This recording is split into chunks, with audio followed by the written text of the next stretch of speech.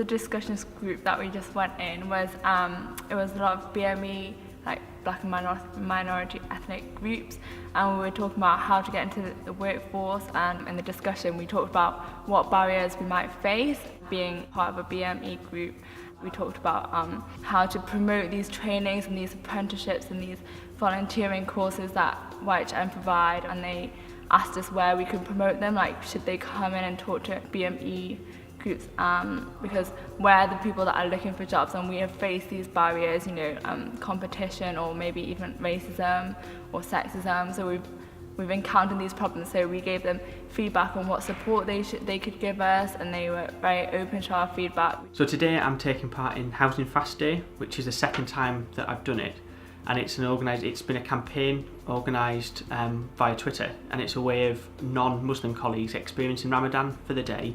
I designed a brochure about Ramadan and I posted in the staff internet so everyone can see and find out a bit more information about our faith and why do we fast, because often I used to get so many questions about Ramadan, so that's when I decided just to do something about it. But that was really useful because obviously everyone was able to see the information in the internet, and also I received good feedback. I read a piece that Mohammed had put on the intranet where he talked about Ramadan.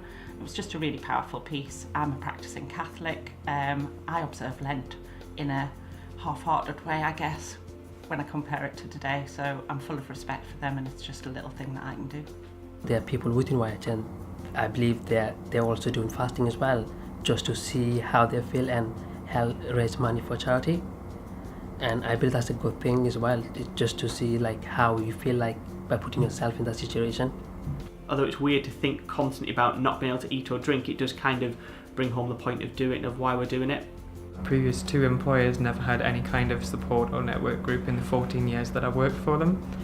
When I first joined YHN, I learned about the group and was quite keen to join, because I think especially as a new person it makes it a bit easier to get settled into a new role and get to know people a lot quicker, and it made me feel a lot more confident.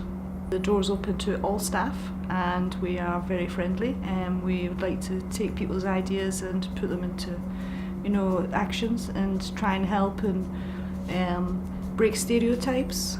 Later this year I'm going to a Stonewall conference on behalf of the LGBT network group.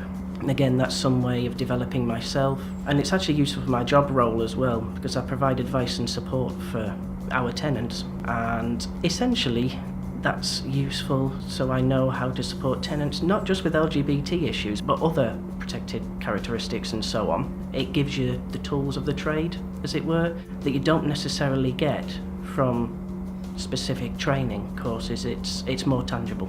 I thought it was important that there was a disabled staff network group, because it meant that disabled members of staff could get together, and if they had any concerns or issues that they may have, we could discuss those.